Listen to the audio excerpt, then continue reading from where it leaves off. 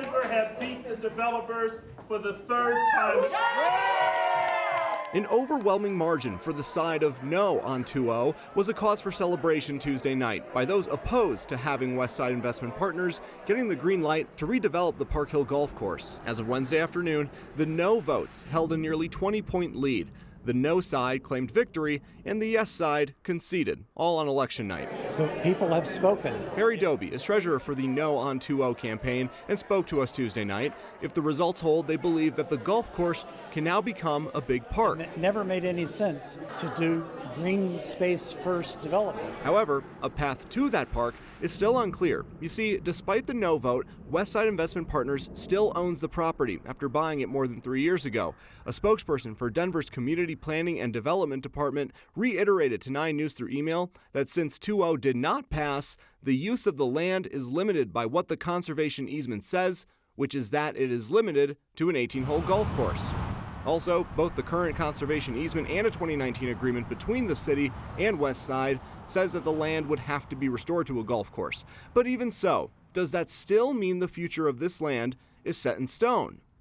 The short answer is no, but Doby with no on 2-0 also believes that the city can buy the land from Westside. Now, Kenneth Ho, principal of Westside, who also really led the charge for the Yes on 2-0 campaign, told us last night that they would honor the outcome of the vote and mandates of restoring the golf course. However, when we followed up today asking what the next steps were and if they plan to sell the land, if they plan to either restore the golf course, and before going to other options, a spokesperson for the campaign declined to comment altogether.